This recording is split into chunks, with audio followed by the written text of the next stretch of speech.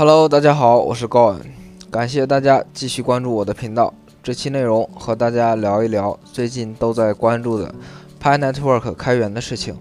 信息库里的细节，看一下和派币硬件钱包是否有关系。所以上期结尾提到的内容要向后再推一期，到时候结合交易策略一起分享，希望能够帮助各位。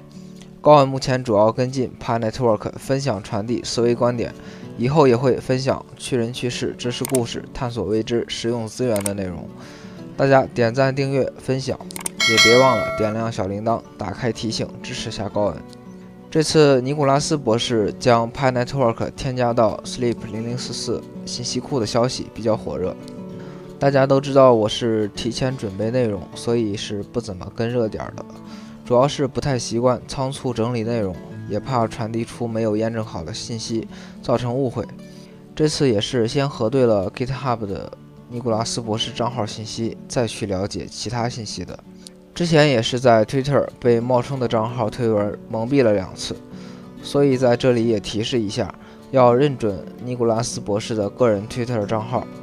NKOKKALIS， 而且个人账户他其实是不怎么发推的。我们先了解一下在这次热点中的2个 GitHub 账户，以及 Sleep 0044、BIP 0044和中本聪实验室到底是干什么的，然后再聊完整开源和硬件钱包的事儿。我们先来看一下尼古拉斯博士的 GitHub 账户 Kakalis， 其个人账户页面显示，在最近1年的时间中，此账户有5次贡献。可以看到4个受欢迎的储存库，在页面左侧有组织认证，其所属组织为 Stanford HCI， 即斯坦福人机交互。所以到这里我们就可以基本确认这是尼古拉斯博士的个人真实账户了。在此次添加派到信息库的对话过程中，还有一个账户，也是一位关键人物，他就是 Pavel Rusnak， 也被称为 Stick，是中本聪实验室联合创始人兼 CTO， 他领导着全球首个硬件钱包 Trezor 的软硬件项目的开发，主修数据库系统，尤其注重分布式系统，是一位备受推崇的安全专家、加密活动家。然后我们来看 Sleep 0044、BIP 0044和中本聪实验室的具体信息。Sleep 0044就是采用 BIP 0044定义的代币汇总信息库，而 BIP 0044是为钱包定义了逻辑层次结构，描述了代币的类型，比如比特币、莱特币、狗狗币、XEM 等等都在此列表中。派也在2021年3月29日被 Pavel 确认添加到了此列表中，编号设置为314159。这个编号还是很应景的。接下来我们来了解一下中本聪实验室。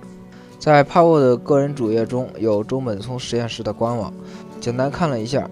他在8年的时间里专注于创新改进安全性，因为在网络中没有100%的安全，需要不断改进。在其改进的过程中，有了22种以上的 BIP 和 Sleep 标准，而所有硬件钱包和大部分软件钱包都在使用其中的 BIP 39加 BIP 44标准。40个以上的源代码存储库，这些源代码为几乎所有硬件钱包提供支持，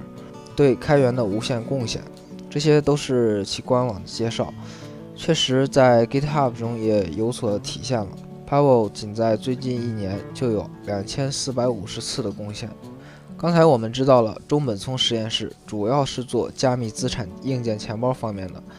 高恩简单了解了一下 Trezor 的硬件钱包，24个助记词对应生成动态 PIN 码，类似网银的 U 盾，需要在交易时插到电脑上去使用。不过他在考虑了病毒感染电脑被控制的可能后，经过不断改进，安全性也提高了很多。所以 Nicholas 博士提交了信息之后，将来等到 Pi Network 映射主网 Trezor 硬件钱包可以很快的做出应对，添加派币这个原生代币，这点还是值得期待的。有了这些了解，那 Nicholas 博士在3月底的操作能够说明什么问题？个人判断 ，Nicholas 博士此次操作与项目本身的具体代码并没有太大关系，而是为了配合3月30号上线派钱包的功能。当然了 ，Pi Network 首次在 GitHub 中亮相，也确实是一个好消息。注册代币类型，并且设置编号，这也将是 Pi Network 开源的起点。从另外一个方面来说，暂时并没有找到其他的详细代码，